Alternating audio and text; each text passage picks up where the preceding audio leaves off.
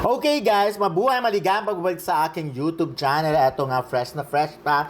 Talagang mainit-init pa. At syempre, sinagot ito ni Dindo Embalares, courtesy of Dindo Belares nga dahil kay Chris Aquino. Kalat na kalat nga kasi Chris Aquino says upcoming wedding with new doctor boyfriend will be super private. The wedding space was revealed. Ayan nga, may mga pinapakita nga kung ano-anong location. So, ang dami-daming nagtatanong kay Dindo Belares tungkol sa wedding na ito.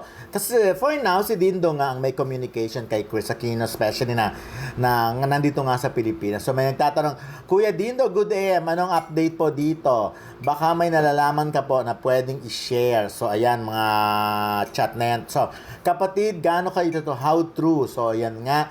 Well, of course, eto, tanong, brother, papakasal si Chris? Ang dami nyo nagsabi, ito sabi ni Dindo, ang dami nyo nagtatanong sis, tignan ko ang page na nag-post recycled na old news tungkol kay Chris ang inilalabas. So, yun. But anyways, of course, ginawa naman ni Dindo ang kanyang part. Talagang kinontak niya rin si Chris Aquino. Sabi niya, eto, the best answer to that fake news. Alam niyo na agad na fake news yun. Back to Bicol ako para ituloy ang pagtatanim ng matanggap ko ang sunod-sunod na message at link ng post na ikakasal daw si Chris sa physician boyfriend. Nasa ibaba po ang chat namin ni Chrissy, kanina lang. Ayan. So, ito nga yung kanilang chat. Hello, Chrissy. As much as possible, ayaw kong iniistorbo ka, pero dumadami ang nagtatanong na media friends. Gusto mo bang sagutin ko? Tanong ni Dindo kay Chris Aquino. Ito nga ang sagot ni Chris.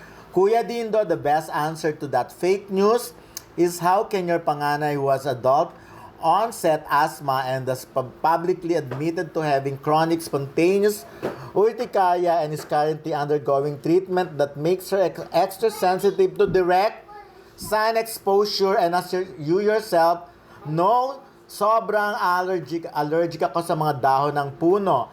Trigger ng allergic rhinitis and asthma for me, especially grass as in damuhan. Does it make sense na pipili ako ng outdoor venue na punong-puno ng halaman? Hindi lang ako ang may asthma. Si Bim also has asthma.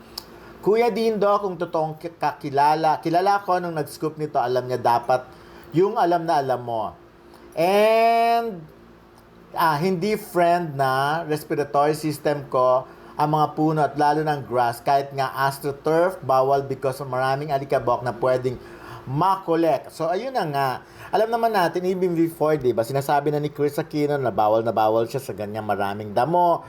Diba, kung pwede nga lang sa dagat siya noon eh. Kasi kaya nga sinasabi, kung tatakbo siya, papasok siya sa politics, siguradong alam na alam ng mga kalaban niya kung paano siya patutumbahin or paano siya pasusukuin. Ayun nga ay mag-ano lang ng mga grass, mga alikabok and whatever. So, malinaw na yan na super fake news. Nakakaloka lang that now that Chris Aquino is back, nandito siya sa Pilipinas at yun nga naglalabasan ng kung ano-anong fake news. Pero sa totoo lang, ito naman yung fake news na medyo katutuwaan mo. Kasi remember nung nasa Amerika si Chris Aquino, mas maraming fake news ang naglabasan at talagang matitinding fake news yon. Talagang nakakaloka to the point na si Chris Aquino na yung buhay na ni Chris Aquino ang involved. So this time mas nakakatuwa na lang yung ganitong fake news about wedding kaysa naman yung may kinalaman tungkol sa kanyang sakit. So anyways, si Chris naman, wala naman siyang maitatago, wala naman siyang tinatago. Ultimo nga sakit, lahat ng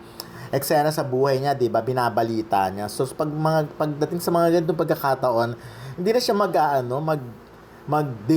hindi na siya magtatago pa. So malinaw na malinaw fake news niya, pero for me medyo magandang fake news ito.